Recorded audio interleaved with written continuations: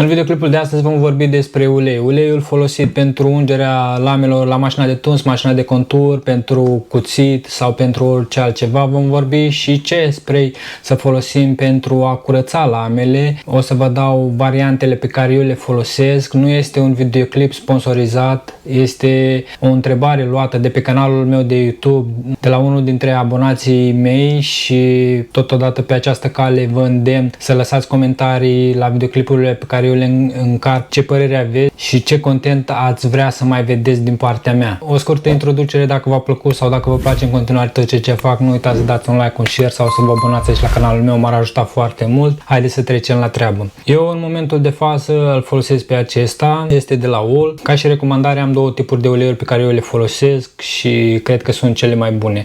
Este acesta de la OL și mai este încă un ulei, acesta de la Andis, care eu l-am mai folosit. Ambele mi se par foarte bune, nu văd o diferență mare între ele. Deci ca idee să știți, este obligatoriu să aveți un ulei special pentru ungerea lamelor la mașina de tuns, mașina de contur, pentru foarfecă, este obligatoriu. Așadar eu le recomand pe aceste două, acesta de la OL și cel de la Andis, sunt foarte bune. Iar cât despre ce spray folosesc pentru a curăța lamele cuțitelor la mașina de tuns sau mașina de contur, am trei variante. Păi haideți să le clasific și să vă spun și câteva detalii. Este acest spray de la OL, l-am folosit odată sau de două ori de la cineva, de la un coleg. Este rezonabil, să zic așa. Ce nu-mi place la el este că nu are o presiune foarte mare, în așa fel încât să folosesc foarte puțin spray și să curăț. A doua variantă pe care am încercat-o este cel de la Andis. Acesta este asemănător cu următorul pe care îl voi recomanda. Nu fac nicio diferență, sincer. Acesta de la Andis chiar îl recomand. Dacă vreți să-l folosiți, de ce nu? Iar următorul este de la Clipperside Spray. Cred că îl știți. Eu l-am folosit în mare majoritatea timpului, îl folosesc.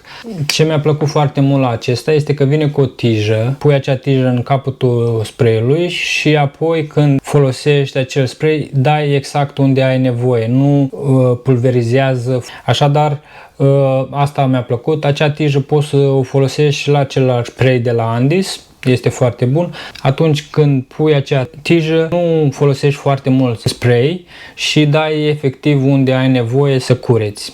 Acum o să vă dau un tips foarte important. După ce ați curățat părul de la mașina de tuns sau mașina de contur, orice spray ați folosit voi, nu contează. Foarte, foarte important este să folosiți ulei după, pentru a lubrifia lamele, fie la mașina de tuns, fie la mașina de contur. De ce? Pentru că acel spray scrie că conține și ulei pentru lubrifiere, doar că el este făcut mai mult pentru a îndepărta, pentru a curăța lamele voastre. Este foarte important să folosiți ulei după ce ați curățit cu acel spray. Eu așa folosesc. Un aspect, dacă nu folosiți, o să vedeți că sunt foarte zgomotoase, ca și cum nu sunt lubrifiate. Mașina de tuns sau mașina de contur va scoate un sunet foarte deranjant. Iar apoi, după ce puneți ulei, o să vedeți că este ca nouă și funcționează perfect.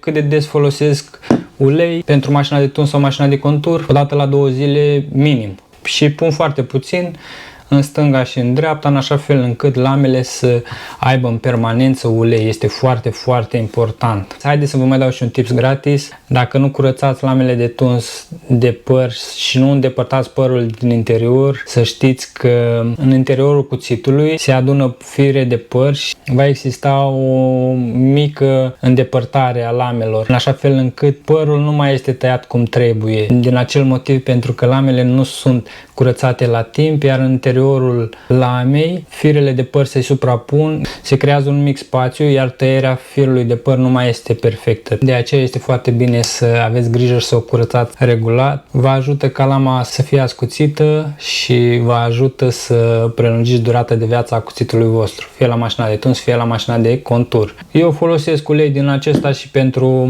foarfecă, fie foarfecă de tuns, fie foarfecă de filat. Acesta a fost videoclipul meu de astăzi. Dacă v-a plăcut sau dacă vă place în continuare tot ceea ce fac, nu uitați să dați un like, un share sau să vă abonați aici la canalul meu. Vă place tricoul meu de astăzi? Subscribe! Stați aproape!